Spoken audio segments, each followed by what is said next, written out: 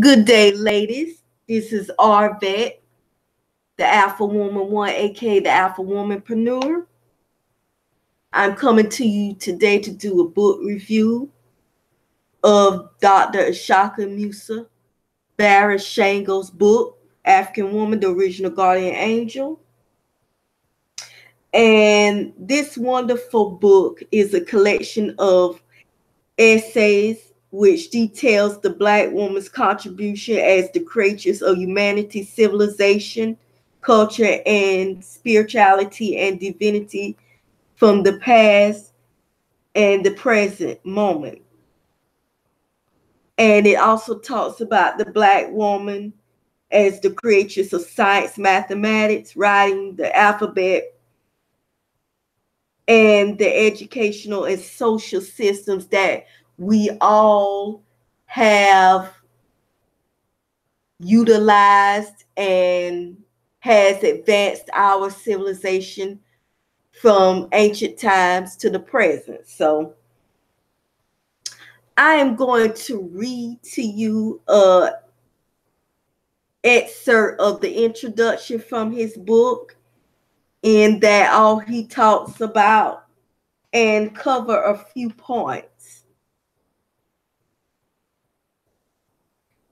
It is our hope and prayer that the reiteration of the historical data presented in this work will contribute to the realization that the standards and trends of physical beauty as manifested in feminine physique, hairstyles, cosmetics, and fashions were set first by the original Black woman. For she collectively held the position of Miss Universe for untold successive generations. Yes, overwhelming archaeological, anthropological, and historical documentation has revealed beyond a shadow of a doubt that the African woman was the first beauty queen on earth, and the adoration of her exquisite comeliness so inspired the imagination of human creative thought that she was projected into the heavens. At that time in history, between 100,000 and 18,000 years ago, it appears that all Black women in the world felt very good about themselves, because there was not even an inkling of a doubt as to her being the sheer essence of feminine pulchritude. For long extended periods of human history, the whole world revered and literally worshiped the African woman. In fact, the first sacerdotal objects of veneration were replicas of the female anatomy. In terms of historical reality, all religious symbols, for example, the cross, the star, and the crescent, the Star of David, etc., can be traced back to the Black woman's body, because she was once regarded by the ancients as the supreme divine vessel of life. This particular subject is rather thoroughly explored and discussed in the aforementioned work, African Genesis and Historical Reality. Dr. Yusuf bin Yohanan, as do all truly enlightened Afrocentric scholars, says that in his opinion, the African woman is still the real standard of beauty in the world today. Therefore, my beloved sisters, as the scriptures declare, rejoice greatly, O daughter of Zion. Take off the sack of cloth of blues and hurt songs, and adorn yourselves with the original African glory. Let the Black woman come to understand that she does not need to continue attacking her face and hair in the futile effort of trying to look like somebody else.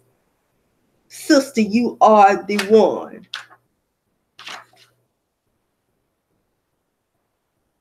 Scientifically speaking, for hundreds of thousands, maybe millions of years before there was any other kind of woman on planet Earth, there was you, and yours was the most valued and desired beauty in the universe.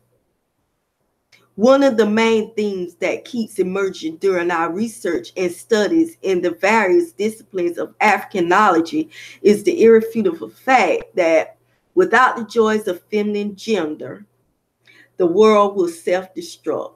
Of course, most men can appreciate this on a physical level, but it is the spiritual energy generated by this sexual unity that makes union with a woman so potent. This yin yang activating principle is reflected in everything throughout the universe, from the minutest atom to the remotest galaxy. The role of the Black woman in the establishment of civilization is irrefutable, for she made possible all the treasures of civilization we now hold so dear. From time immemorial, man has depended upon woman for the development of the arts and sciences of civilization. This is especially true of the original African race, the first people on earth.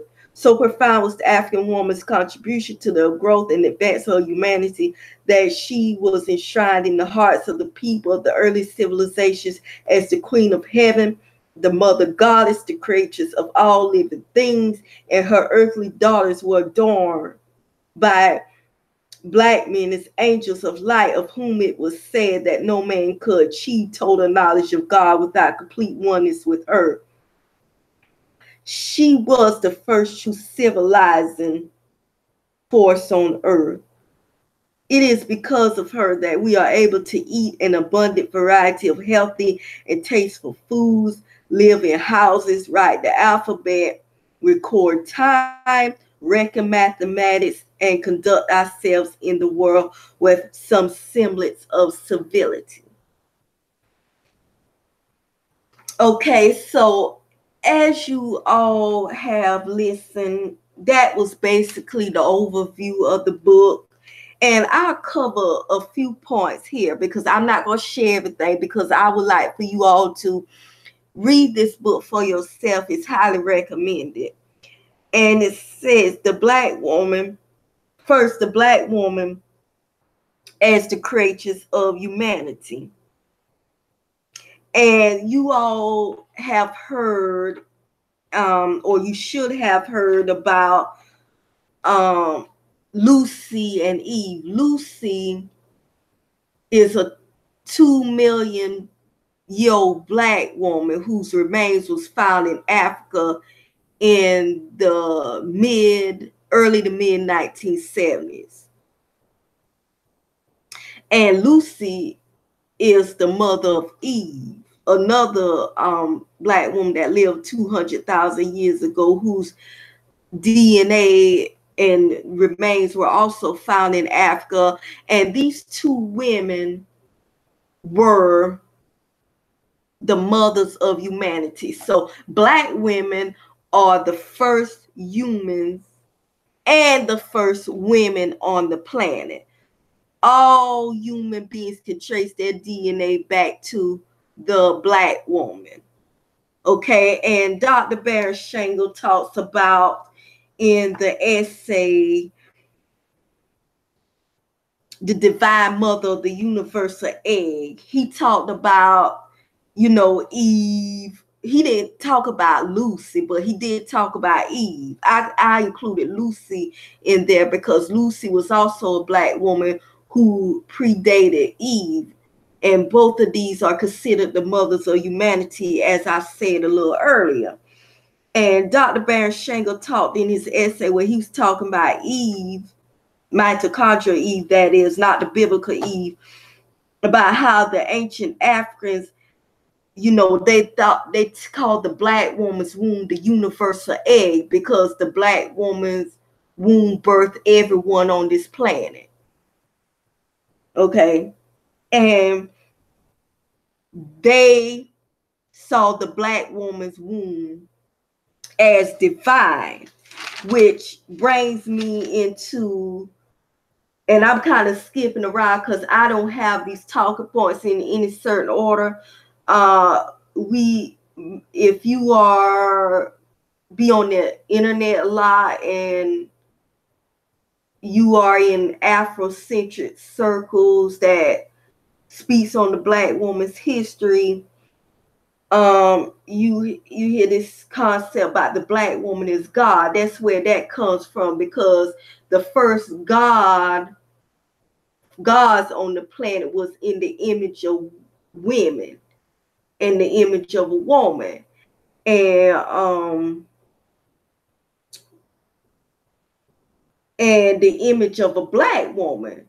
So black women are the physical manifestation of God, who some call the Great Black Mother. Okay, so, and I know a lot of us have been conditioned to feel that all the gods in every religion was in the image of man, but God was first in the image of woman until these images were destroyed all over the world when patriarchy, took hold. So, and there's a lot of books out there on this. There's a book when God was a woman, and then there was a black man. I can't recall his name right now. He wrote a book which I would talk about, where he talked about when God was a black woman. And he talks about all the history, how the God went from being a white man to went from being a black woman, to a white man, and also how God went from being a woman to a man, and all that stuff. So, that's two of the talking points, and the third talking point in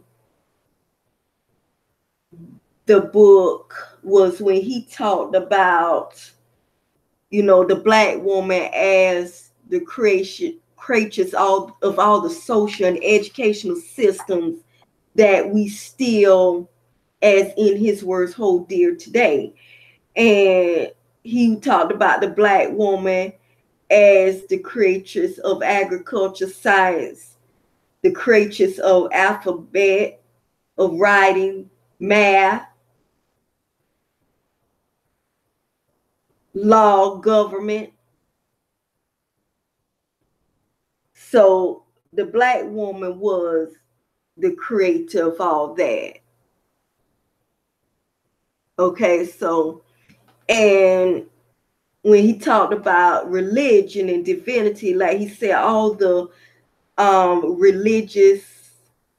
sacred religious objects such as the cross and the star and the crest, the Star of David, and all that stuff, that was created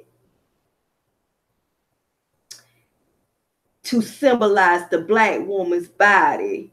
And we learn in religion that our body is our temple. We should take good care of it. And the ancient Africans regarded the black woman as the supreme divine vessel of life. See, that goes back to Eve and Lucy. The black woman be the first human, the first woman on earth who birthed all humanity. So, and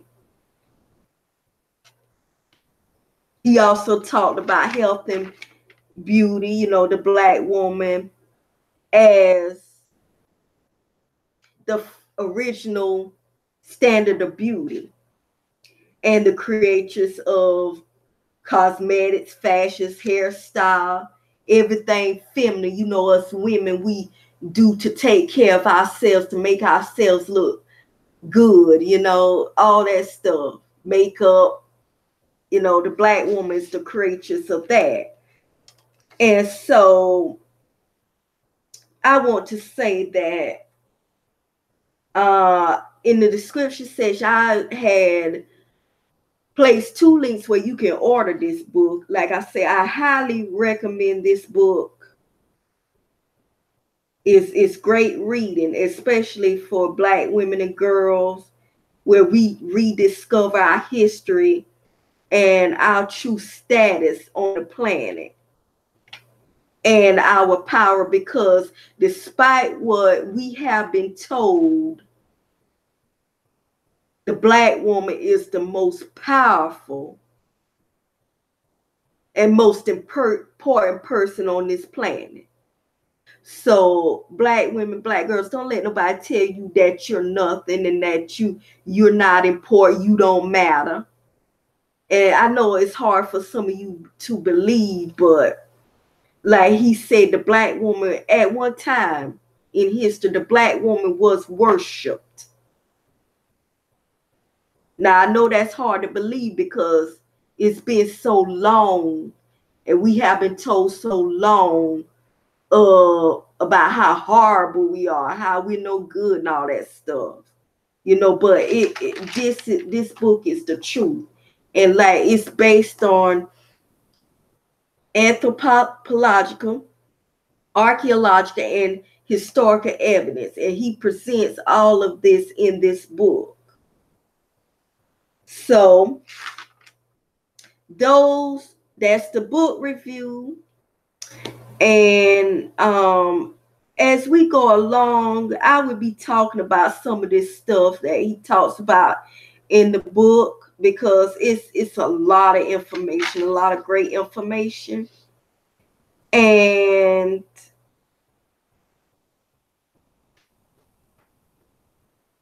this book has inspired this platform.